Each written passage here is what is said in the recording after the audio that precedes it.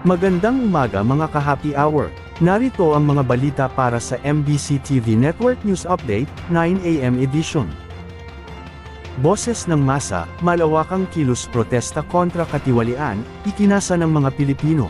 Ating balikan ang DZRH Rewind 2025 Special Report ni Boy Gonzales.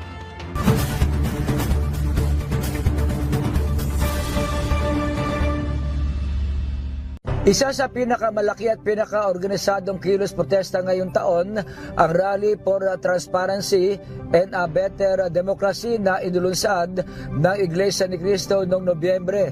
Tinatayang halos sa 700,000 na miyembro ang dumalo mula sa Metro Manila at iba't ibang lalawigan na ngayon ay tinuturing na pinakamalaking anti-corruption rally ng 2025.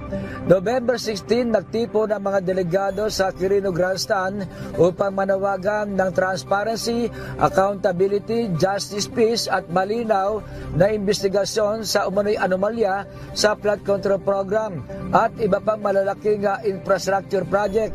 Sa panawagan natin ito para sa transparency, hindi po natin nilalabanan ang mismong pamahalaan.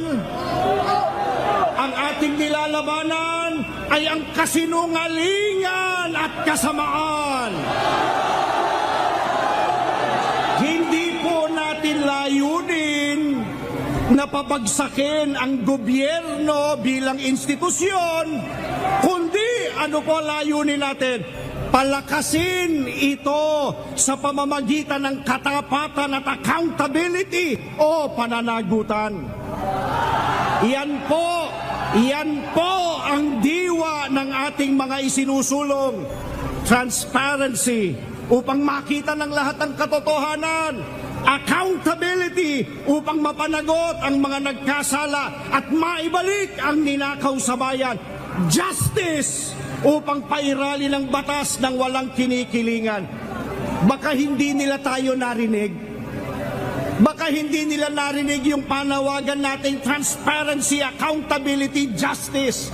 Baka dapat iparinig natin. Isa-isahin po natin sa kanila. Ano po yung una? Ano yung pangalawa? Isigaw natin yung pangatlo. Matapos sa malaking pagtitipon, ilang ahensya ng pamahalaan ang naglabas ng update sa kanilang mga ginagawang investigasyon bilang tugon sa panawagan ng INC at iba pang sektor na naghahanap ng mas malinaw na paliwanag sa paggamit ng pondo ng bayan. Bukod sa INC rally, tampok din ngayong taon ang September 21 protest o ang tinaguriang Baha sa Luneta at Trilyo na Peso March. Libo-libong mamayan, youth group at civil society coalition ang nagtipon-tipon upang manawagan na mga kurakot dapat managot. Nagkaroon ng tensyon ng tangkain ng ilang rallyista na makapunta sa Malacanang sa bahagi ng Ayala Bridge na uwi ito sa Batuhan hanggang sa magsunog ang rallyista ng gulong ng trailer truck at ilang motorsiklo. Sa Mendiola rin, pinagbabato ng rallyista ang hanay ng mga pulis, nanira ng ari-arian ng gobyerno at ilang establishmento. Ayon sa PNP, ang November 30 Bonifacio Day Rally naman, naging mapayapa ang karamihan ng protesta. Nagpatupad din ng gun ban ng PNP sa Metro Manila upang matiyak ang kaayusan at kaligtasan ng publiko. Sa kabuuan, ang mga anti-corruption rally ngayong 2025 ang nagpakita ng lumalakas na boses ng mga mamayan mula faith-based communities hanggang youth group na nananawagan ng transparency, integridad at pananagutan mula sa mga ahensya ng gobyerno. Sa pagtatapos ng 2025, nanatiling sentro ng pampublikong diskurso ang mga isyu ng korupsyon, tamang paggasto sa pondo at accountability at ayon sa mga organizer, posibleng magpatuloy ang mga protesta sa 2026 habang inihintay ang mas konkretong resulta ng mga investigasyon. Para sa DZRH Rewind 2025, ito si Boy Gonzales ng DZRH, una sa Pilipinas, una sa Pilipino.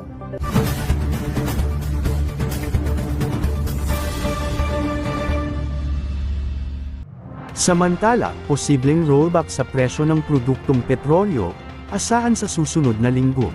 Inaasahang magpapatupad ng rollback ang mga kumpanya ng langis sa presyo ng mga produktong petrolyo sa susunod na linggo.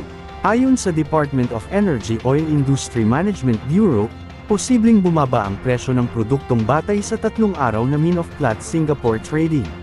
Posibleng bumaba ang presyo ng produktong petrolyo ng humigit kumulang na 50 centavos sa kada litro ng gasolina, 15 centavos sa kada litro ng diesel, at 20 centavos sa kada litro ng kerosene.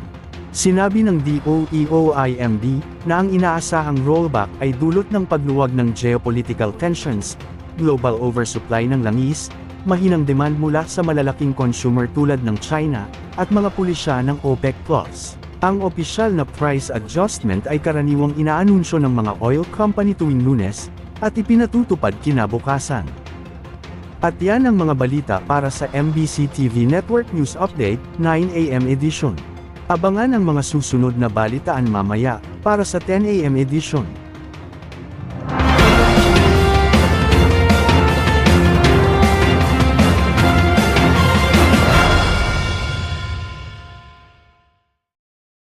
Mga ka-happy hour, kung gusto mong manood ang mga balita sa MBC TV Network News Update, mag-subscribe sa aming YouTube channel, i-like ang aming Facebook page, at i-follow sa aming TikTok account.